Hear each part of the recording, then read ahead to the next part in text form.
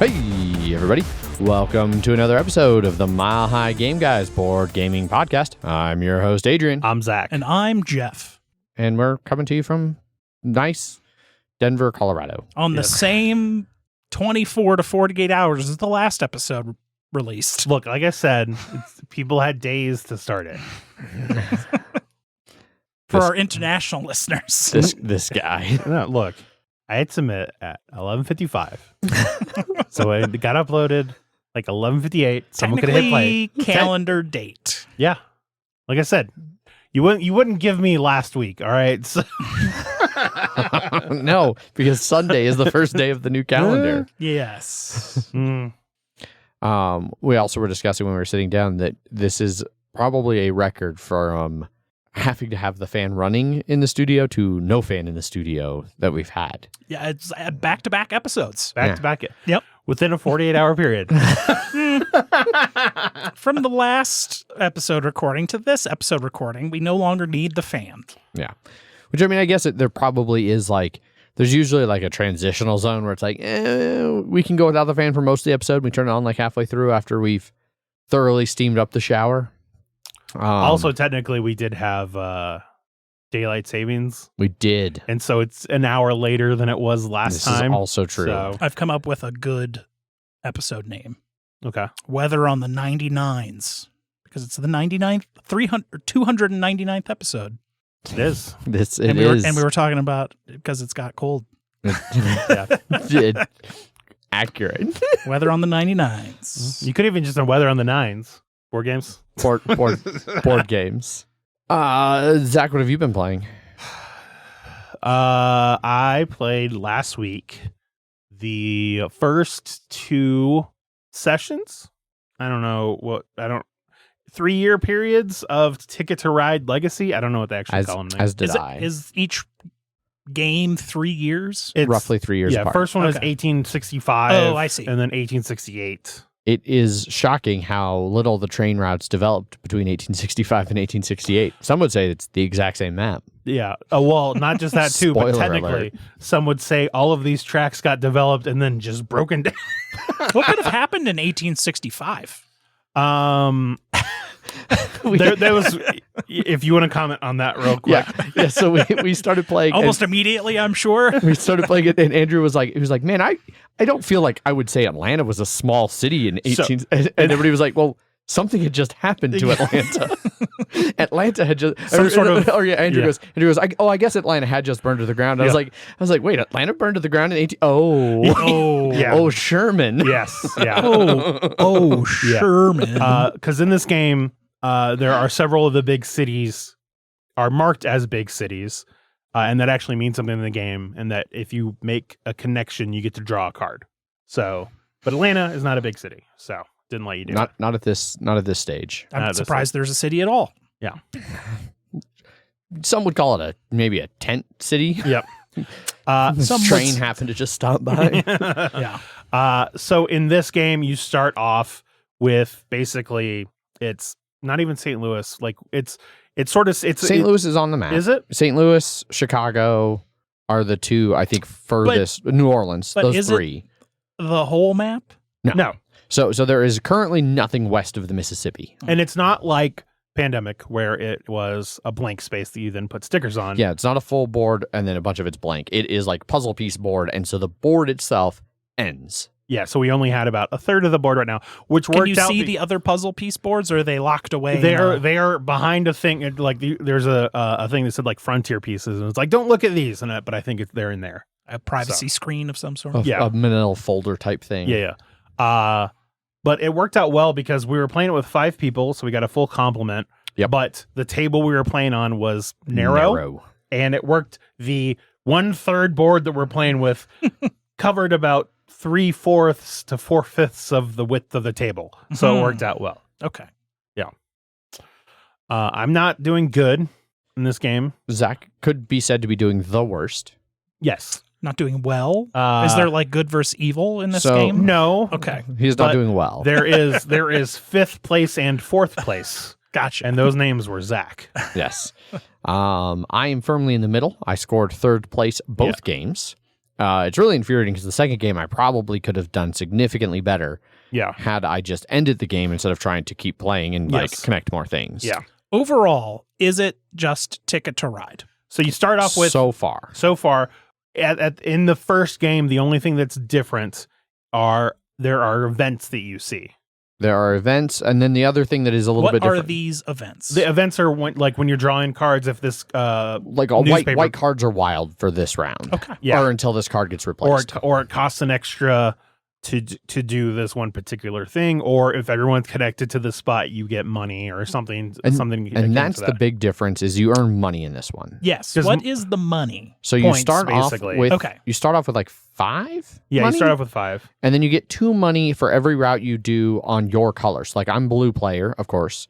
So every time I complete a blue route, I get $2. So you want to complete your tickets with as many of your colored routes. So I as assume possible. tickets are still Yes. points. Yep. that- Well, they're money. They turn into money. Okay, So, gotcha. yeah. Everything, there's no points. It's just money. now. Exactly. Yep. And Yeah. and that's currently the metric for who wins and Yep. who loses is who has the most or least money. Yeah. And whoever loses, they now get to draw. We introduced some new cards where like they're like bonus cards, so they get 2 of them. There's one they always get just for being last, and then they get first choice of the remainder. Yep. And then everybody else gets to choose one. So whoever got first, they get whatever's left over. So the Um, game does try to incentivize people little bit of coming like- from behind, Catch up. like catch up sort of stuff. And then I will say there are 2 things that have been introduced. One was very thematic to the game itself. Yes. So we all were like, It is, "Ooh, I like when we realized what it was, Yeah. we were all very excited. yeah. Because shipping cubes across the rails. No, no. Excel it's in documents. the name. I wish. Oh, I would love to get my hand on some 1868 Excel documents. Hell yeah. In the oldest of old timey fonts, I'm Of assuming. course, naturally. It is interesting. There are hints based on some of the cards you've seen. So, like at the end of the game, you turn in all of your routes, right? And they count as money. All the routes you've completed. The ones you don't complete are negative. Mhm. Some of the routes have a little thing at the bottom where basically when it is fulfilled at the end of a round and this condition is met on it, you get to draw a card from like the deck, draw card 112. Yeah. You read the front of it out loud to the table, then you flip it over, you read the back, you keep that secret. And you do whatever it says, or it can become like one of mine is something that like I can accomplish in a future game, and if I do, I'm like, huzzah, I have accomplished this, and I play it at that point. There are hints from some of them that there are going to be interesting story like mechanics that Generational wealth and union crushing. I haven't seen signs of that yet. One would hope. You gotta hope. You gotta hope. I mean, it's I want to see it. yeah. Yeah, I want to live that fantasy at least once in my life. Generational wealth and union that's the crushing. legacy we want to live. But I'm as doing as bad as I am in the game, still enjoying it. Seems like we all are, except Adrian. I am enjoying the game. I would like to say I am enjoying the game. I am a little bit ashamed at my behavior during the 2 plays of the game. I got a little too involved in wanting to win and got grumpy when it was increasingly apparent I was not going to win. Well, especially because the game triggers its final round when one person gets under 2 or under trains left, and it's not based off of who went first. It's just when somebody does it, then everybody, including them, gets 1 more round, and that's it. Yeah. I think that's it in the base game. Probably. And I So think in both games, the person who triggered was the first player, and so they effectively got an extra turn, which made me angry. Have you tried being Adrian- first player? Well, and that's what was really made me angry. So it made me kind of frustrated in this first game. It was like, Yeah. that's unfortunate. Oh, well, I should keep that in mind. The second game, I could have ended it. I chose not to. And then somebody else did, and it fucked me. Yeah, and he then would that have fucked really so many people over. Sounds like you made a critical error. He did. I That's did. one of the things we It said. It was is- like, Adrian, you've got to play a lot more aggressively. Yes. It's not about what's the best I can Because build my own. if you kick it down the road, someone's gonna kick you right in the balls. And that is what happened. It let To Wes. the tune of me getting third twice. Yeah. Wes had 10 things left that are 10 or 11 trains left that he was able to like play 8 and then play 8 he got a bunch of them out and that he ended up winning from. And I was like, what the fuck, Adrian? Yeah. It was shameful. I think Andrew is the first is loosely the winner because he was a first and second place. Yes. Yeah. And then we are converging. Soon it'll be past, and then I will get my rightful first place eventually. 4 games down, 3 games down. Yeah. I don't like what this trend means for me. What were you before? I've been third both games. Look, that's consistency. My trend is a straight line. But no, I am enjoying it. I am really curious to see what some of the mechanics that they change and address are. It was also really interesting sitting down to play, and it was like, okay, guys, I haven't played Ticket to Ride in about 6 to 8 years, so I'm gonna need a refresher on basic core mechanics. Yes. To the point where when I completed my first route, I was like, all right, and I can earn in these routes. Yeah. And everybody's like, no, you don't do that, Adrian. What's funny is that watching some people like take their turns too quickly, because normal, like without the events, it's very easy to just be like, all right, I do this and I do this, I do this. Like one of the event cards is to shuffle the discard pile in the main deck, and then to draw a new one. And like while people are doing that or dealing with cards, people are like, oh, I'm just gonna do this or this, and then it's like at least once we saw, I want to say it was Kaiser who was like, all right, I use this white to do this because it let you do white trains as wilds. And then that one got taken away and something else, and he's like, oh, I can't actually do that. We got to do, so we got to keep an eye on that just to make sure that people aren't playing too ahead. Yes. How often do those event cards change out? I would say in the deck, there's probably like 4 or 5, and we go through the deck like 1.5 times in the game. Okay. Yeah, we saw the same Is it like event per card. round? No, so they're just shuffled in. So as you're putting out the new tickets or you're drawing blind tickets, it'll like come up and it's like pandemic-esque. Yeah, yes, but instead of it being like it's like a generic event card, and then there's an event deck that's on the side. You draw. So on it's like event card, and then you draw the top of the event. Yeah, deck. and the one you draw, you read, and then it goes on top of the discard. And as long as it's face up, it's active. Yeah, I see. And so Until sometimes the discard gets until a new card is picked up and discarded. Yeah, and there's a special event deck discard in the event deck itself. I see. That you just it always will refresh. It'll never. And at the end of the game, you can get rid of, like, whoever was last gets to choose one in the discard pile to go away, but that one will never be in the discard pile. So the reshuffle and flip. Yeah, I hate that. Well, we were bad at it angers me. Well, the problem is it's like 8 or 9 cards in the deck, and it can always feel like you're just not shuffling it right because you just see the same, like 3 times in a row. We just had like the same card come up every time we did a shovel. So yeah, never mind that with 8 cards, it's like better than a 1 in 10 chance. So some would say 1 in 8. Yes, which is better than 1 in 10. Yes, better than 10% is what I meant. Aha. Roughly a 12.5% chance. But yeah, so we played 2 rounds of that. We played the first one. We were like half-ass putting it away, and then it was like, guys, that only took like an hour and a half. Do you just want to play again? And that was including teaching Ticket to Ride again, like setting, teaching up, like game night jibber jabber. And so we were like, yeah, sure, let's do that. And so then, sure enough, we finished the second game in like Mr. an hour. Yep. So yeah, it took only an hour or so for the second one. So yeah. So that was one of the games you played, Zach. What else? Anything else you want to talk about that you've played? No, nothing that is just me that I can think of. Gotcha. Yeah. I also at game night, Megan and I went a bit early. We met up with Josh, fan of the show. He was here in town this past weekend for Trax, the 18XX convention. I would have went, but I was working, and also I forgot that it was occurring. But he came early. We played, me, him, and Megan played Ghosts of Christmas Past, which is a trick-taking game with a twist. And it was one of the board game tables. Yeah, they had like a 3-game special thing, and that was one of them. Back before they were all play. Yes. But so essentially the hook of this trick-taking game is that you are playing 3 hands at once. So you have in front of you a spot for the past, the present, and the future, and you can play on your turn to any one of those tricks.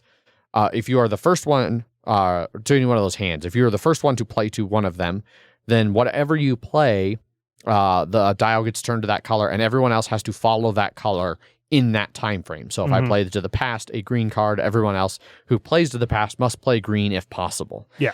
That does not mean that green will be the like lead suit, the suit that wins the trick. Because essentially you do that until everybody has played 3 cards, and then you evaluate, starting with past. Whoever was the first player, whatever card they played is the lead suit, and will be determines which suit wins. There is a trump suit that will always win. And then whoever wins that trick, that token goes to them, and whatever they played becomes the lead suit. So you can win some really bizarre hands where somebody plays a green, everybody else has to follow green except for one person who plays an off color 2. Yeah. But then they win the previous trick. Now their off color 2 is the lead suit, and it looks like everybody else threw off all these high greens that were trying to win, and the off color 2 wins. Right. And so it's got some weird, so weird how things does there. future and then future is just whoever won the present gets that. Okay. Yeah. So you just play through, and then whoever wins present or wins future, they are the holder of the token for the beginning of the next round. Gotcha. So they'll control past for that round. What do you get by winning a trick? So before you play any cards, there's a bidding element. So you got a bid on that too. Yeah. Of course. Yeah. So you bid the amount of tricks you think you're going to win by taking wreath. So in theory, there's 12 tricks in every like it's 4 hands of 3. Like you can win 12. So you bid 1 to 12, however many you think, or 0 to 12, I guess you could do. And you do that by taking these wreaths, and there's like 16 wreaths, so you can overbid. If you take just from the 1 wreaths, then you're saying, I will get exactly this amount, and every one you get is worth 2 points. There is also a little like red one you can take that basically it serves as a +1. But it makes all of your tricks only worth 1. So you could be like, I'll win 3 or 4. But then if you do either of those, it's only worth 1 point per trick versus getting it exactly is worth 2. Gotcha. So that's what winning tricks, and that's where it matters. And you play because each hand you play 3. Yeah. So you play 4 times through, or 12. Yeah. So it's Gotcha. Do you feel that this game accurately represents the story of Ebenezer Scrooge? No, not at all. No? Okay. In fact, the existence of Ebenezer Scrooge makes for an obnoxious thing in a 3-player game. How much Dickens? So all of the cards through. All of the cards are they're character named, and I think it's the 12 is the highest, and that is Scrooge. And because of the need to keep Scrooge in the game, if you play with 3 or fewer players, you take cards off from the low end. So we took the 1 through 3 out. So we were playing with 4 through 12 instead of just taking out the 10, 11, 12 and playing 1 through 9. And it was really fucking annoying. Gotcha. And the only reason they do that is so that Scrooge is always in the game. And it's like, should have put Scrooge on the 1, you motherfuckers. Yeah. But I liked it. It was another one. It gave me very much Cat in the Box vibes of like the kind of hard to actually know what anything is actually worth. Like it could be worth this if it plays out the way you want, but it also could be worth fuck all. And I really liked that. I thought that was an interesting kind of twist on it. It's definitely not one that like I'm going to play a ton, but Josh was giving them away, the 2 games that I've played, this one and the one I'm about to talk about. And it was good enough that I was happy to take it, and I'll bring it to game night. That's good. No, it'll just be another in our trick-taking repertoire. Hooray! I'm glad to hear it. Jeff is very excited. I'm Jeff loves trick-taking. excited. Yeah. I like. It is more complicated. It is Custom less Heroes. complicated than it sounds, Boyd. I do like Custom Heroes. Yeah, Custom Heroes is a real basic. Yeah. Custom Heroes I remember being okay. Vaguely. Back when the card crafting was like a thing. The hot new mechanic. Yes, Yeah. the hottest of mechanics. Yeah. The other game I played, and you guys were looking at it, Tall Tales? Tall Tales is another trick-taking game Josh was trying to get away from because his group felt that it was solved / like broken. Basically, he felt like there was like, you do the thing and that's the thing you do. And I do agree that it seems after playing it, there might be a dominant strategy and that it's going to be whoever executes that strategy best is going to win. So this game is weird. Okay. So You start off with the base deck 1 through 9, Mm-hmm. and you shuffle that up and you deal it out, and so people And get, it went up to like 18 or something. and it like goes that? up to like 18 or something. The 10 through 8s are divided into suits and then stacked in ascending. So the 10s are on top, and it gets higher the further down you go. And then every so often there's like a round 2, round 3, round 4 card. Mhm. So you can't go further past a card than the round you're in. Gotcha. So you can't get the 18 in round 2, no matter what Mhm. you do. So basically, every round, whoever is the lead player, they play just like they would, but instead of like throwing all the cards into the center and having a big thing that the person just wins, everybody plays it in front of themselves. And you evaluate. Did it actually make sense once? Yes. Okay. All right. Um, Because I remember you guys had a hell of a time just figuring out how to set up this game. yeah, Because the instructions did not give a good indication a good diagram. of how things are actually supposed to look. Yeah. So you have the 4 piles of the higher cards in the center, and then ranged around those orthogonally is the way we did it. You have 1 card face up that is also just dealt from the deck, and then everything else is dealt out to players, and you play a card, and you evaluate who won the trick. And so the way that is the highest descending numerical value of the lead suit, and then and then it's like the descending numerical value of anything thrown off. So whoever wins, they get the first choice of one of those 4 cards that were placed out. You take one of those, and you put it in your discard pile, and you start a discard pile.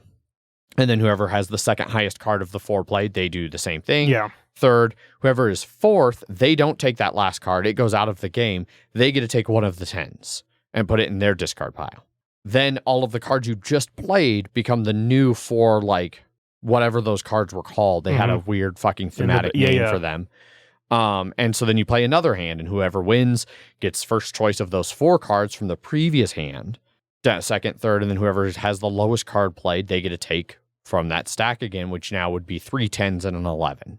Oh, okay. And they take and you put it in your discard, and you do that until your hand's gone, and that's the end of like one like phase or whatever.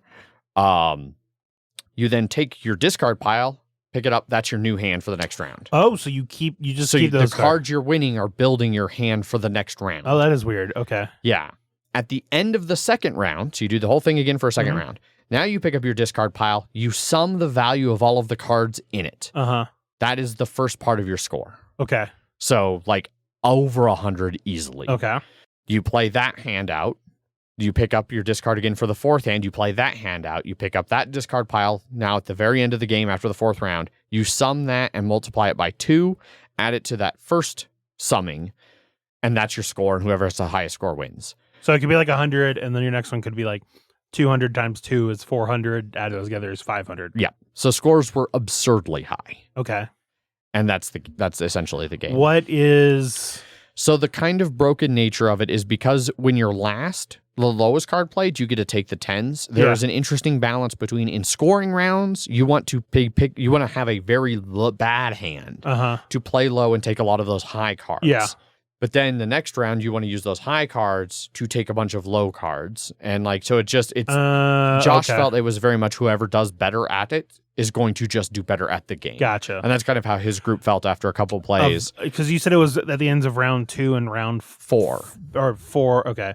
That you do that. So first round, or the second round, you throw to get the high cards, and then like 3, you get low, to then on 4, get high again. Yeah. Like, okay. Gotcha. Yeah. And since in theory, if you did the best in round 2 of getting high cards and scored a bunch of points, you have a bunch of high cards, you're going to win. So you get first choice of the other cards. So you can always take the lowest. Gotcha. So then you're going to, in theory, be better suited. And whoever's the worst in that round, they're going to be forced into still taking really high cards, which means that in the next round where they're trying to get low and take those, they're going to be playing high cards. Okay. And so I would like to play it a couple more times to see if I feel like, it feels like, a lot of trick-taking games like Euchre, you could argue, is always just, assuming people play well, it's determined when you deal the deck. Like, there's optimal play for Euchre. There's optimal play for a lot of games. Mm-hmm. This game might have optimal play. That doesn't necessarily make it a bad game. Where this one will have problems is it is a little fiddly and complicated to teach because it is just enough different. Did you guys enjoy it when you were playing it? Wes, I don't think enjoyed it at all. I think Wes fucking hated it. Okay. Paul thought it was interesting. He could see like what it was trying to do. We're just not, and that's kind of where I am. Like I see what it's trying to do. I think there's an interesting idea behind it. Would you say it's like one of those things of like you can see what it was trying to do, but it's you guys weren't approaching it with that ideal in mind, so that the next time when you are approaching it, it like plays better? No, because of the whole thing, like, and the rules are full of all of this, like linking these mechanics back to the concept of like early humans sitting around and telling stories, and it's all about like embellishments and like I'm taking sure Paul things was from a big other fan of stories. that. Oh, exactly. Yeah, yep, you know it. Paul loves when theme really connects for him in a game. And then I don't remember. I think who was the fourth person? Andrew, maybe. Yeah, I don't remember how he felt about it, gotcha. but it was odd, we'll say. Gotcha. So yeah, so those Okay. were the games I played at game night. Okay. The most recent game night. I also played another Descent game, but I don't remember if I talked about it or not. It continues to be good. I like Descent, the new. How many are you? Was that your second 2. one? It was our second one. Okay. So we did the first one that's like an opener, and then you have a choice of 2 missions, and we did the chance mission. I did that one. We did that one too. Yeah, so we did not do the Bryn mission. Gotcha. I played Kelly in the second one. Uh-huh. I actually really like new Kelly. She seems much Contraptions better. are cool. Yeah. Contraptions are real cool. Oh, right, with the Okay. Yeah. Mhm. Yep. Okay. That one was weird. It was weird. It was. Well, speaking of, We also played Descent. There you go. we did the Brent one. We did the Bryn one because we already did the Chase one. It was extremely interesting. I don't want to spoil it too much Please 'Cause- don't. because it kind of went. It did stuff that I didn't think would happen in this at all. Okay. What? Let's see if it happens. I Let's don't- just say. I don't know if that's going to come through in the audio, but I like what hang you're on. going for. Hang on, we could try it again. Yeah. I don't know. I'm hearing it in my headphones at least. Yeah. Yeah, I think Anyways, it's there. that's a lot of what that mission has to do with. Yeah. It was very unique. It was. Okay. And I spent all this time equipping Bryn because never played her, and then I was like, well, we'll see if we get to use any of these abilities Yes. this game. Adrian, let us know when you have played that because I've got some questions. Because there were things that happened in there. Some characters were doing things specific ways. Other characters were doing other things that were a lot more successful at getting our objective done. Uh-huh. And I'm just curious to see if you end up doing those things or not. Okay. Yeah. Perfectly vague. Yeah. Still enjoying Because it. it really tells you every time you want to do an action exactly what you really need to do that action. Yeah. So, you could, if you knew what was about to happen, build your character a specific way to get the most out of stuff. hmm But There were a couple of prompts that Thursby misguessed, we'll say, of like completely did the wrong of like, oh, you need like I'm good at this thing, so I'm going to do this like this Oh. wording of it that is completely a different stat. Oh. Great. But yeah, still really enjoying it. How many of the legends have you unlocked? Just the one? I think we have each unlocked one, and maybe one person has unlocked their second. Okay. And so Chance got his second one. That's me. I'm Chance. But the problem with those is that they are also XP. a lot of XP. Yeah, the second one is 3 XP, Yep. and I was Yeah. like, fuck. Because like the first legend is really nice that I'm like, yeah, I'm gonna use that. But also my other abilities are nice, so it's Didn't you also start with that legend just equipped where you didn't actually spend its XP at one point or another? in the first game, Ah. the first one you gave. I think maybe the second one I may have. No, I don't know. I think So you're I've cheating. I think I have not been cheating, but I know I did in this last round. In the, No, because the second one, I got my second skill or my second legend. in the first, are you guys giving them to yourselves when you get them? Yes. Yeah. Like for the rest of that round, you have Yeah. access to it? Yes. Yeah, We have not been doing that. We looked for an answer and we could not find an answer in any FAQ or discussion thread. I basically how we've been treating it is you get it, and if it makes you go over your limit, that's just what it is for that round, like that thing, because you got it. But then the next mission, you have to be compliant. You have to be XP compliant. Mhm. So, previous. So like if you complete a feat and it gives you a new skill, do you get that skill that oh no, mission? no, Because those are just unlocking that. those are unlocked. Where that's how I- I feel like the legends so I think are. the is wording unlocks in them. those missions is gain that, Yeah. not unlock, yeah, But- acquire. I know that's how we've like probably they- makes up for you guys playing on a harder difficulty, all the cheating. you should try it. I mean, this last one was fairly. We almost like died. Yeah, we were doing great, and then enemies were like, "Ha!" I was going to say, did somebody ring a bell when Paul's standing in the center of the room to again? an extent, yes. It wasn't a but bell. also Zach was like, "Should I do this?" And we were like, "No." And Yeah. then we did it the next round, and it was like, "Good thing you didn't do that, Yeah. because we would have been fucked." Yeah, I was like, "What's that site token do?" Well, let's just not look at it. For Let's right just don't look. Just Yeah. don't. Just don't. now. I figured as much, and that's why I asked, and then Uh-huh. everyone was just like, "No," and I was like, "All right." We confirmed. We confirmed. Confirm. Confirm. Question: do you ever have to play with like that, where whenever you're like putting things in, we have to say like, all right, you're doing this. Confirm. So Well, it drives Megan crazy that I'll be like, I'll have it sitting in there. I'm like, okay, you said 5, right? Like Yep. you have 5 successes. Mhm. That's what I'm putting in, right? 5 Yep. successes. 1, 2, 3, 4, 5. She's like, yes, 5. yeah, And then I'll hit it, and she's like, oh, actually, I had. exactly. Well, so many times we'll just miss barricades or Fire, yeah. exactly. There Very easy to do. exactly. But unlike Middle Earth, it has a back, an undo button for most things. There are a couple things I've noticed where you don't get it. Wait, there is an undo button?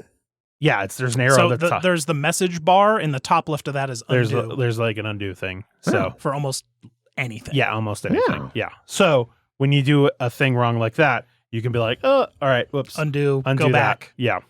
I did not know that. Occasionally we will sort of Cheat? only no. Only I think it's only been like 1 or 2 things of someone chose a thing they didn't, not that they didn't mean to, but like to an extent of like, no, why are you doing it? No, you don't do that one. That's not free, So, but And sometimes it's like because you get like one message after a combat that you can hit undo and Yeah. go back because you forgot the success for like the barricade or something Yeah. like that. sometimes most other times though, it'll just be like, well, we missed that, so we're just going to add it on to the next one. Yeah. So Jeff already kind of answered you in chat, Boyd, but they are similar. I would say it's an evolution. Yeah. Yes, it is definitely the peak of any of those types of games. Yeah, I think it's probably the best implementation of an app game so far. It is the best version of Hero Quest, 40 years later at this point. Well, and the thing that really sets it apart from Lord of the Rings and any other game I've really played is the 3D terrain. Like you're building like things that are like 3-4 layers. Like I can't wait to figure out a way to like implement it into D&D and stuff like that. Mhm. Like Yeah. it's a really clever system they've come up with of underlays and boards and tiles and putting everything together. In cool- Elevation. Yeah, just Yes. make sure your table is good for that and everyone is situated where you don't have to keep moving shit around. I want to 'Cause get the biggest goddamn Lazy Susan. I want a Lazy Susan roughly the diameter of this table. Fucking I wish Susan was a nickname like Rick versus like Richard, because then it's like I want that that Lazy Rick so much it's a Lazy Richard. I wanted to be able to say that, but Susan is just Susan. So great.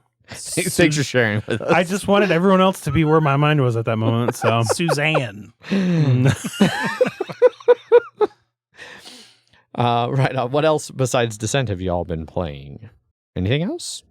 I don't think so. Wow. I've been playing Cull the entire collection. That seems like that's a you problem, Boyd. I see no signs here that that's Yeah, an no, us we're good. problem. I just moved my head and I can see myself. Yeah. Yeah. Have you It's tried? not us this time. Have you tried Alt F4? That fixes most things.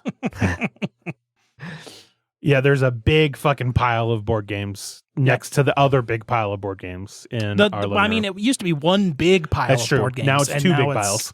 2 medium-sized piles. They're still big. They're still pretty big. Very big to big is as much as I'll give you. Yes. Yeah. Correct. Did you find a place for your Concord? Yeah, it's on my Coffee table. coffee table. my and I don't know if you know this about my coffee table. it's one that actually like picks up and moves. So it's on a moving coffee table. So Seems fine. I haven't used it for that for a while. Mostly previously because there was just shit on the couch. But I've been Mostly boxes. Mostly boxes. But I've been slowly cleaning up areas. So that was one of the areas I cleaned up. How did Echo feel about you getting rid of all the boxes? Uh, Echo, a cat that loves boxes. She is. But yeah, well, they were like not like boxes. They were like folded boxes or just in a way like she wasn't partaking of those boxes. Gotcha. So She was not partaking of broken down flat boxes. No. Okay. On that riveting note, let's move over to banters then. you're the one that asked me. All right. No, I was gonna ask follow-up questions, and I was like, I'm pretty sure that the fans might not want to hear me ask questions about the Like life how of many Zach boxes? and Jeff and the where, cat. Where were the boxes exactly? Well, Like, no, how, were the boxes there for like a while? I was gonna ask if how if big were Echo's the warmed up to boxes? Jeff. Is what I was curious about. She keeps trying to get in his room. She wants nothing more than to run under my bed at all times. Yeah, That is her life's effort. it is. She then learned that my door would be open in the morning when I go to the bathroom. And she would run in there, and I wouldn't know she's in there, and I'm about to leave for work, and I was like, God damn it, now I have to get this fucking cat out of my room before I go to work for 9 to 10 hours. Exactly. Amazing. That's yeah. It's cats. Yeah. Prior roommate, same thing though. So it's not you're not special, Jeff. Is Okay. what I'm just Good. saying. Good, good. No, she has this fixation. Fantastic. Yep. Right on. Well, Jeff, have you played the Scholars of South Tigris? I have not yet. Okay, there we go. I do have it. question answered. It's the second, because there was Scholars, and Which one was the one you played at MHTC? I don't remember. I think I played one at MHCC, but I don't remember. Wayfarers. That's what it was. Yes. And I have Scholars. Did I play Wayfarers? Probably not. At Because least I not think with them. because it's just been the one play as far as I'm aware. All Okay. right. Well, Oh. Banter. Banter. I'll start off. Go for it. I decided for whatever. Well, I don't remember why. I had heard good things about the Chucky TV show. Surprisingly enough, that it's like gotten like 90% on. Like, There's a Chucky TV show? There is. It's on its There- third season. Oh, it's still going? I don't know. I mean, I don't know if it's over, but there were 3 seasons at the very least. So I was like, well, in order to get the full context of like, I definitely looked up, what do I need to know in order to do this? And they're like, you kind of just want to watch all the movies because it's all one timeline from the fucking 1988 movie to now. And so I was like, all right, let's do this. And so I've the watched continuity in this series. It's honestly, I'm sort of glad I watched the last 2 movies, which are direct to TV or direct to video movies, because there's a lot of They're lore. integral to the canon. I mean, in terms of what should happen, like, And that third season, it's only part 1. Part 2 Exactly. not until next year. It is Yeah. ongoing. yeah, Oh my god. yeah. But the first movie I still think holds up as a like horror, sort of movie. I think it works well. Second one was a little goofy, feels sort of lower rent. Third one was weird. Did you see any of I them? don't remember. I've seen like some maybe some of the like original All right, I don't remember much of the plot of Child's any Play. of them. gotcha. All right. one. Well, first Yeah. one is the standard boilerplate. A guy, voodoos his way into a doll, and then who's Yeah. a killer, right?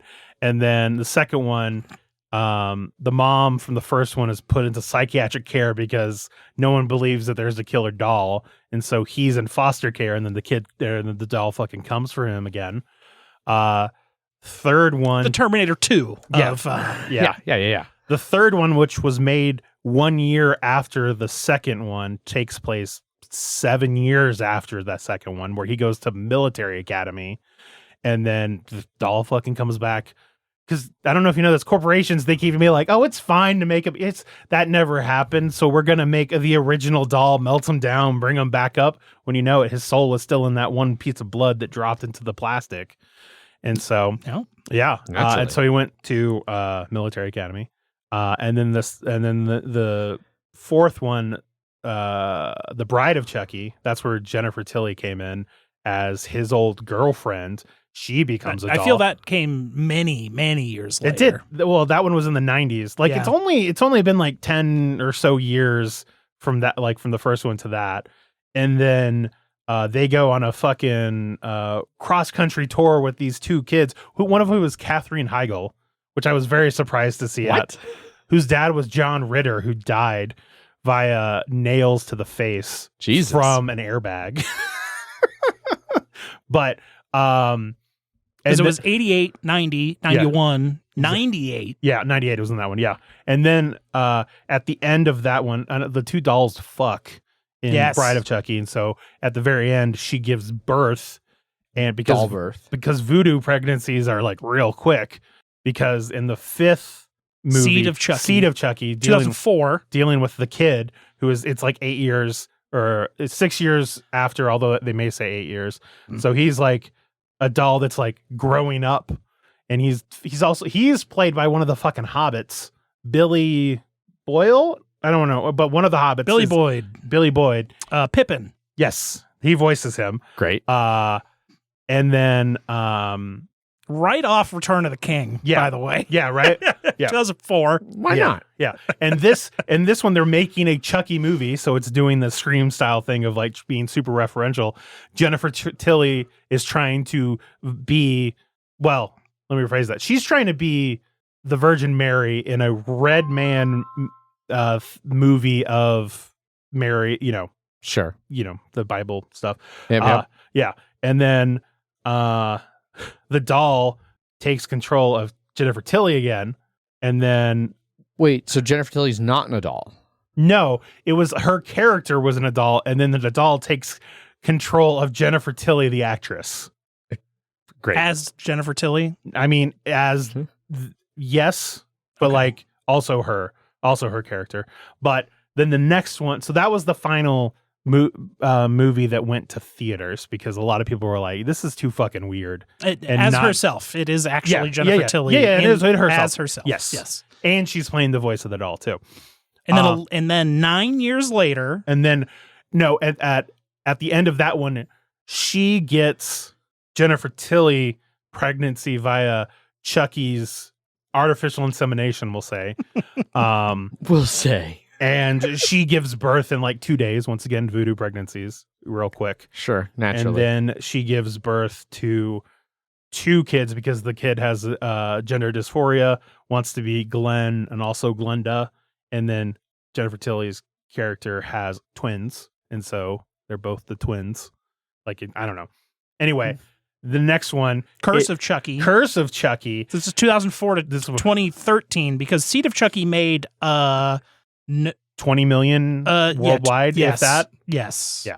Curse of Chucky, Curse of which grossed 3.8. That's because it was just in Blu-ray and DVD sales. It's true.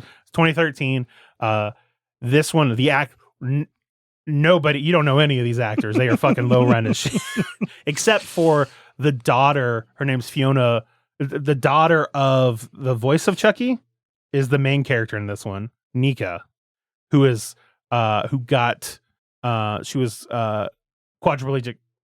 paraplegic since birth.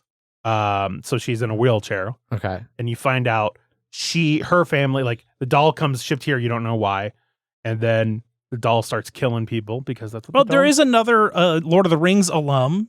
Yeah. Wormtongue Yeah. is in the movie. Well, he's Chucky. That's the voice of Brad Dourif. Yes. Yeah. So his daughter is the main character And- of Curse. Exorcist 3. Yes. Yeah. Yeah. And then as you're going through that movie, it's sort of reboot, so it's trying to make it more akin to Child's Play. So they got rid of a lot of the overarching comedy. There's still some in there that a slasher would have, Sure. but it's trying to be more serious. In a I will tell you this. direct to D. Yeah. Well, I will tell you this. Look, you've got Thursby on the fucking yeah. hook right now. I know. I'll tell you this. Watching this, the quality, the camera quality between this movie and you know how this is gonna be a little wonky, but like you know how like some porn has like high quality, like it's wanting to look high quality. Yes. They look like they look exact. There in Curse of Chucky, there is a priest who like that. I'm like, you look like you could be a porn actor, like just how he looks in the camera and all that stuff. I don't know, but anyway, at the end of that movie, you find out that her family was friends with Charles Lee Ray, who was the Chucky soul. That was his. They were friends with him apparently. Okay. And then he stabbed Nika's mom's stomach and paralyzed the kid. So he was the cause for the paralysis for the kid. Great. Yeah. And I was like, what the fuck? And then at the end of that movie, the police come and rightfully don't believe that a doll killed people, that she killed people. And so she got sent to an insane asylum. In a wheelchair. And then so the cult of Chucky, multiple Chuckies appear. There are 3 or 4. He learned a spell that allowed him to just split his soul off. And so multiple Chuckies appear doing shit. And then at the end of the movie, he takes control of Nika. Like he just becomes, because like the entire plot of all of the movies, he's trying to take his soul, put it into somebody else. Well, he does it. And Cult of Chucky, he wins. He takes control of her body, and him and Jennifer Tilly and the doll of Jennifer Tilly all get into a car and literally drive off into the figurative sunset. It's dark, but they win. So I was like, I was not expecting that. And now the TV show is going to happen. I'm like, all right, well, let's see where this fucking goes. Okay. Yeah. So have you started the TV show? I started about 4 or 5 minutes in it, and then I had to do something else, and I just stopped. Okay. So, but I'm curious to see. I am now very eager for us to have the new Chucky lore section section of the Mile High Game Guys board gaming podcast. No, well, this is banter. This is what you get with banter. Yeah, sometimes you get deep Chucky lore. Yeah. I was not aware. I was not prepared. Yeah. How's Speaking that fun?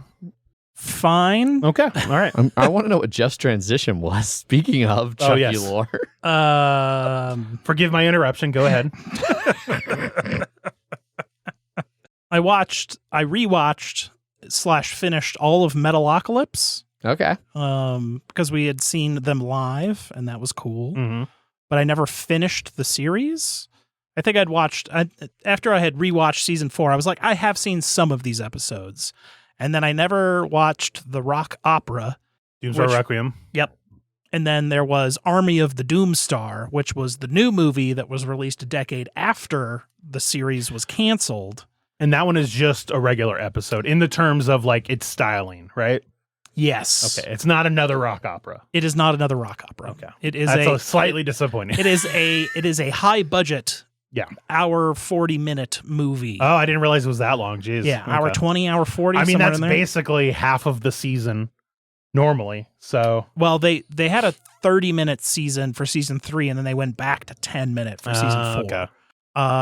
But also every season, I looked at all on Wikipedia when all of they released. Like season 1 came out all one chunk, and then it was like 9 months later, the first half. 6 months later, the second half of season 2, and then it was like first half, second half, second half, over like between 2006 and 2013. They got 4 seasons out, both split by like a year. Look, halfway in between. If Adult Swim knows how to do anything, it is slow play a fucking show, i.e., the Venture Brothers. Yeah, that's about 7 seasons over 20 years. Yeah, something like that. That tracks. Do you folks like coffee? Real coffee? Yep. From Colombia? Black coffee. Yeah. I don't know the reference, but that is from the first episode of Metalocalypse. The coffee jingle. Where everyone where they make people sign death waivers to go see a 30-second coffee jingle in the middle of the Arctic. Yeah, and it's about 40 seconds of a song. Yeah. Okay. And then they spill hot coffee all over the crowd and burn people. Yeah. Great. Well, even before that, scream for the cream. Yeah. There were like 100,000 people there or whatever, and hundreds of thousands. Yeah, hundreds of thousands, and there was like a circle of like where the thing. Oh yeah, it's in the air and it's gonna fall down. It's being air. The entire stage is being airdropped into the middle of this. And so area. everyone leaves this circle. And then it falls about like 2/3 of the way out of the circle, just on people. Just crushing everyone. Yeah. Yeah. And then the sides come down. Yeah. Yeah. That was the first episode. It's a great episode. The animation quality in the movie is quite nice in certain areas Uh-huh. because you're used to that show being like, they are standing there with their mouths moving, and Yeah. that's about it. And then you're like, oh, there's way too many frames of animation on these characters. I am not used to this. Yeah. But the movie has like a lot of really good homages to a lot of like other animation styles. Nice. Like there's some definite like heavy metal, like on point, like homage, like rotoscoping going on in there. Yeah, it was cool. It is the end of it. And I would usually watch that while playing Hunt Showdown. Or Rootin' Tootin' Wild West Shootin'. Yes. Thursby and I have been in the like 5-star range, and Is this to know what is the range of stars? 1 to 6. Okay. Okay. And that's your MMR. And when we both get 5-star, we have a bad time because then we're getting with the real fucking sweat lords of Hunt. And it's just like every time we run into anyone, we just get fucking headshot, one shot, like every fucking time. No chance. Like he'll go around a corner, get headshot. I'll go over to be like, he's out in the open, and boom, boom, just fucking annihilated. And it's just like 1, 2 dead, 1, 2 dead, 1, 2 dead. But when we've got our like 4 to 5-star range going, we've been on fucking point. Like we both see the same guy and we're not even like trying, but it's like we just double tap. Each one of us hits the guy at the same time and he's fucking down. And it's felt real good because we've been doing that a lot over the last week. Okay. And it's a lot of fun because someone gets shot twice by 2 different people. Have you had moments that have lived up to your whatever crazy rare achievement clip of like killing somebody by throwing the hammer? I've had nothing's gonna beat that ever. Okay. But I have had a lot of clutch on a lot of everyone else is dead, and then I just murder everyone else. Were you trying for that on that clip? The Like- hammer. Yeah. You 'cause knew I've- about the achievement. You were trying to get it. Yes. Do you still try to do that because it's rare and hard to do, or No. are you like, I got the achievement, I'm good? So the insane thing about that achievement is like, I don't have this achievement. I'm gonna try and do that achievement. And then It's the immediately rarest do it. achievement, and I did it on the first fucking try. Okay. Yeah. Amazing. Yeah, it is not viable. To really try to do it. No, because you're just going in with a melee weapon that you have to like raise above your head and then huck at someone that is staring at you that can very easily murder you. Okay. Yeah. Which they did as soon as I threw the hammer. When I first saw the clip, I was like, he just died. I don't understand what's cool about No, this. but I killed him with the hammer that was in the middle of the air as he killed me. Nice. Nice. Speaking of F1, it's the Vegas race this weekend, and it's probably going to be a shit show. Yeah. Vroom vroom. Yeah. It's going to be low 50s and like 11 p.m. at our time, 10 Right. p.m. Vegas. So it's going to be cold, and those cars don't like cold. Yeah. They forgot that it could be cold. So Yes. they were thinking like Middle East desert, not Nevada desert. Yeah. I mean, Middle East deserts get cold at night too. They but do, but I mean, even a month ago, there was a race in Qatar, and that was still like 80, 90 degrees at night. Yeah. Because Well, even it's- though it was a night race. Yeah. Yeah. Because it's And Southern. humid. north. Yeah. Exactly. It's, Yeah. Yeah, so I assume most of the things the cars don't like is that the tires don't heat up as much, so they're not as grippy. The Or is there tires, other the things? tires want to be 100 degrees Right. centigrade at all times, plus or minus whatever they're. I didn't know if there was any other aspect of the car that they had designed around, like maybe the engines were so efficiently cooled that they were too cold. They do at have these temperatures temperatures or extra something. like body work that they can modify to get more air in there if they want. If it's like too hot. But with it being so cold out, I don't think they'd have to worry about it Yeah. too much. Okay.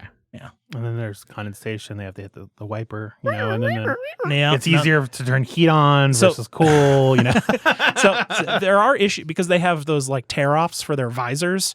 So they just kind of hook them, but sometimes those tear offs can hit someone's brake duct on their car and block it from getting any cooling.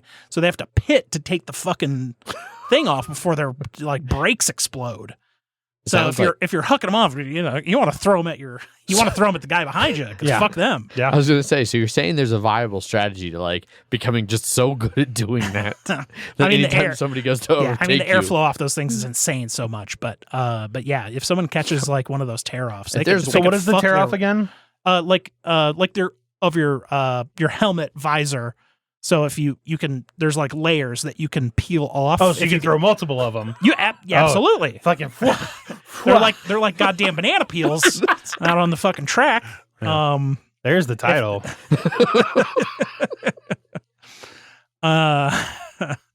Yeah. So we'll see. But one of the weird things about how late they're doing this race, qualifying is Saturday, 1 a.m. Jesus. The race is Saturday, 11 p.m.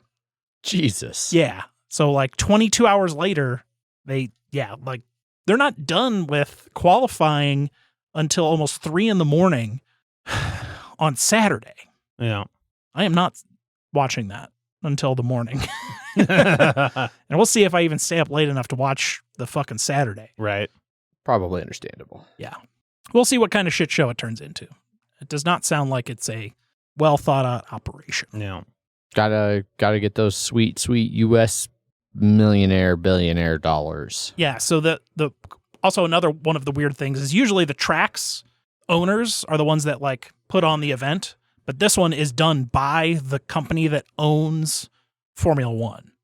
Interesting. Yeah. So they are doing this event. So this event is Formula One's event. I saw pictures of like, because there's some bridges and stuff over the roads, the walkways in Las Vegas, and so it looks like they like put like non see-through shit on they put big plexiglass, like frosted plexiglass on all the walkways, so you couldn't stand on the walkway and watch the race.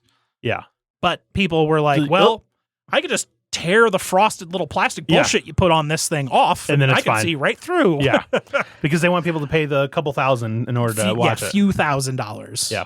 Didn't they also have a problem then with also like all the hotel, like in it, like all the hotel prices are dropping drastically? Yeah, because nobody. Well, they were like jacked up the prices, but now it's getting closer and they don't have them booked, so all the prices are like crashing. Yeah. I also recently saw Vsauce or one of those like semi-educational entertainer YouTube people showing that you can defeat like frosted glass with like clear tape packing. Yeah. Yep. 100%. Great. Yep. Cool.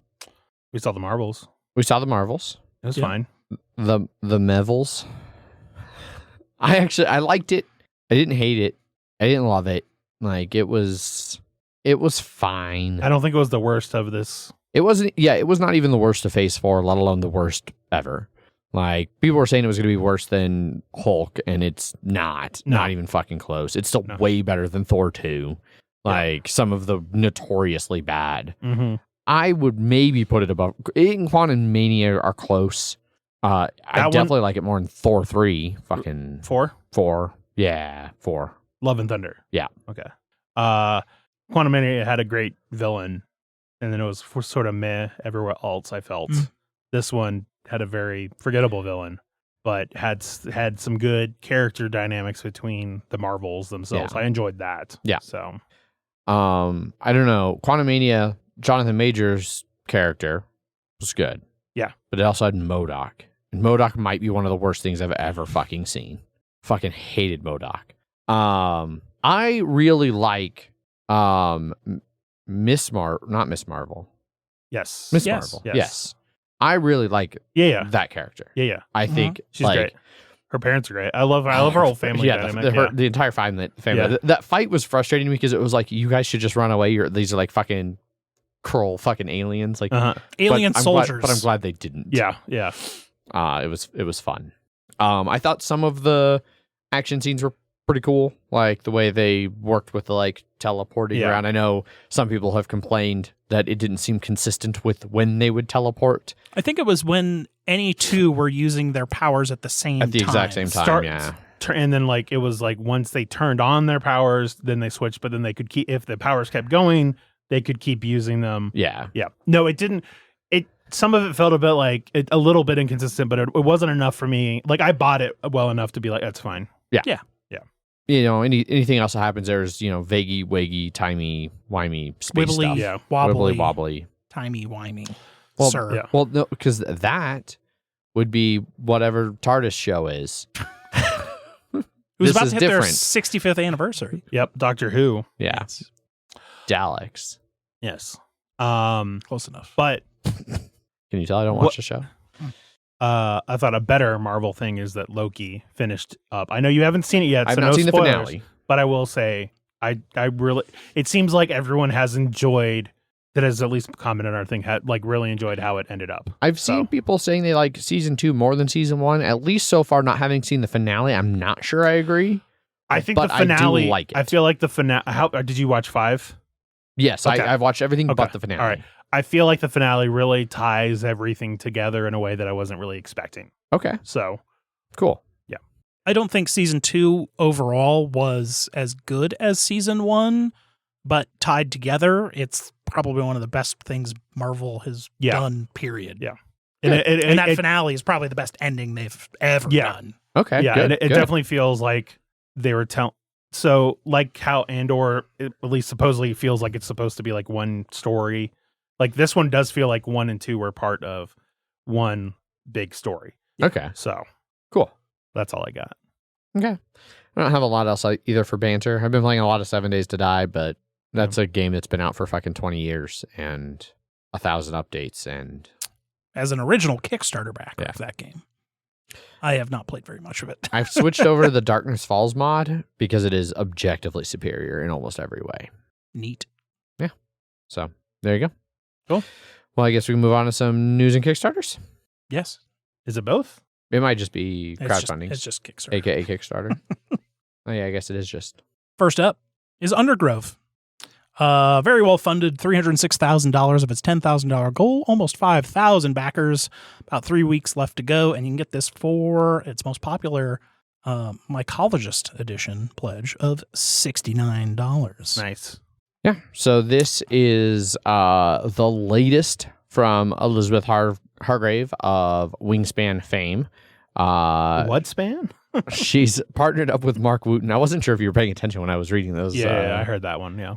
Of Thunderstone Quest fame. Yes. And they've done a couple games together now at this point. But this is their latest one. Mariposas was their previous one. And so this game is all about mushrooms and trees working together in beautiful biologic harmony to help each other out. I tried to read through the how to play, and it's kind of confusing, but essentially you're playing some tiles, and at the intersection of those tiles is where the trees grow, and the tiles are different types of mushrooms that have different effects. And then as you get 4 of them in a row, Okay. you start to plant trees, and then you do things on the mushrooms that move tokens onto the tree spaces. And once it's got 3, then it grows into a full big old tree. Oh You get yeah. a little tree pop up Okay. in the little gift there. Yeah, so you're spreading your seedlings and you're helping them grow into trees. And yeah, the mushrooms are helping the roots get nutrients and stuff, and they're breaking things down. And there seems to be a bit of things going on here. I couldn't tell from this little overview if it's going to be an overly complicated game or if it's going to be something like Wingspan where once you get the flow of it down, it just makes a lot of intuitive sense. Does it feel like solitaire multiplayer? I or you couldn't- Cannot get a good feel. Okay. I really cannot. Even looking at the boards and the images they show, I can't tell if it's a common board or if everybody has their own board. It's not entirely clear to me, to be honest. I do like on that deluxe version, everything is upgraded to wood, including all the mushroom tiles and stuff. It seems like the entire game is wood at $70. Okay. Dang. Printed Oh. wooden mushroom tiles. Oh, all those little mushroom tiles. The yeah. tiles are wooden too. Okay. Yeah. Dang. Spared no expense. Yeah. Apparently not. They also talk about they have their little quick sprout guides that walk you through your first 4 turns to teach you the concepts of the game. Okay. Have Sounds like either, you need those. have either of you ever felt that, like, there's been games that I've done that before with, like Oath was the most recent one I can think of, that like the rule book, you basically set it up and then it walks you through like this player does this to illustrate this concept, then this player does this other thing to illustrate this other concept, and it like walks you through like basically one round with 4 different turns, and you're supposed to be able to do that as like, okay, that's the first round and now you guys can just play. Have you ever found that to be a useful teaching, learning way, like for you guys? I want to say I've played 1 or 2 games that had it and it was fine. I wasn't against it, but also I can see. Root does that too, right? I think so, yeah. Yeah. I think Caverns Vast also did that. Oh yeah. But I Of think Root creator fame. Yeah. Yes. Pre-root. But I think they at least in our group, I don't see that happening much. Like I feel like most of us just be like, we'll figure it out. Yeah. So, but I could see using that for certain like if I can get the sense that someone is just like not grokking it just by like talking about it, of like just showing like just doing that the practice round for that. Like I'll do that for like cribbage and stuff. Yeah. Like I feel like it helps for some things, so. I think like for me it works really well on simpler games, like, but I feel like I see it more often in more complex games and it doesn't quite work the same for me. Yeah. Well, Twilight Imperium Inscription had it as well. Yeah. I remember that one. I still need to play that. Yeah. They're doing Mushrooms of the Day on the Kickstarter as well. Today's mushroom is the dead man's foot. So there you go. It's a brown lump. It is. Yeah. So the components and everything look cool. The design and layout looks kind of cool. I'm just not sure the overview of how the game plays. I don't fully feel like I understand what's going on, so I'm not sure I can say that the gameplay looks cool. Yeah. I mean, you see Elizabeth Hargrave and you're like, but what about that wingspan money? Yeah. I mean, looking at the game overview, it doesn't look like there is any sort of personal player board or anything like that. Yeah, I do think you are but I'm not. I don't know. I'm still not, because one of the stretch goals or add-ons is like individual player stands to hold your mushroom tiles. Oh, maybe there's well, but it's almost like it's like a card holder. Yeah, these mushroom tile holders here. And so I can't tell, like, you're supposed to have and then you take one from there and you play it. It only holds 3 tiles, so maybe your hand size is 3 and you're playing them out into a common play area, but then I'm not sure how. I don't know. There's a lot I don't understand about what's actually occurring here. But you can go play it on Tabletop Simulator if you're interested in more. What is that board? That is the photosynthesis board. Allows you to gain more carbon to grow your trees and turns nitrogen into carbon. It also readies all of your used activation tokens. I gotta assume that's your player board. That seems like that is probably accurate. Yeah. Okay. There was not a rule book I could find. Yeah, same. I did not notice a rule book. But I don't know. You can go mess around with it on Tabletop Simulator if it sounds interesting to you and you really liked Mariposas or Wingspan. So that's Undergrove. Indeed. Last up on Kickstarter, we have Innkeeper. About halfway there, 8,100 of its $13,500 goal. A little over 100 backers and about 2 weeks left to pledge, which you can at its most popular pledge of $50. Yeah. So Innkeeper is a kind of take that card playing game where you are each innkeepers in this fantasy town, city, trying to attract clientele. So each round, different clientele is coming out. They are looking for different things that your inns might have to offer. Different innkeepers like specialize in like entertainment or culinary or things of that nature. And so like, yeah, your cuisine, entertainment, luxury, and services. And based on what things you're high in, people will come to your inn and you get more money. And then you can use that money to buy upgrades that will improve any of those 4 main categories. And so you do that over a couple different rounds. There's also some like backstabby, take that elements of like cards that you draw every round that you can play that are kind of gotcha cards or like I said, yeah, like kind of take that kind of element.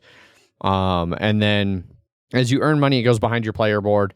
And then every so often you can bank that money in groups of 5. So like every 5 money, Okay. you can bank that. That becomes public knowledge. So everybody knows how much you have banked, but then it's just out of the game. Okay. And at the end of the game, whoever has the most money in their bank is the winner. So you always kind of have an idea of who's in the lead and who to target. Gotcha. So this game is being put on by our friend Leander. Yep. He was formerly on Mile High Dungeon Delvers. Some of you may remember him who watched Mile High Dungeon Delvers. He partnered up with a friend that he met when he moved back to Milwaukee. Minneapolis, not Milwaukee. That other northern M town, Minneapolis. And so they've put this on. Megan and I had the chance to play this when we stopped through Minneapolis on our Michigan trip in October. Okay. So we stopped, met up with Leander. He taught us the game, played it. So this is his Kickstarter, and it was fun enough. It's definitely not my style of game. It's a little bit luck-based, take that kind of thing. But you have definitely dropped off on those, as like you got hurt too many times by one person in particular. I think. Yeah. So Megan enjoyed it. It plays in like almost exactly 30 minutes, so it's not one like Munchkin that can sometimes drag on and on and on and on. Like it does have a time limit where it's like, okay, it's done. Whoever has the most money is the winner. because it's off of the 4th round. Yeah.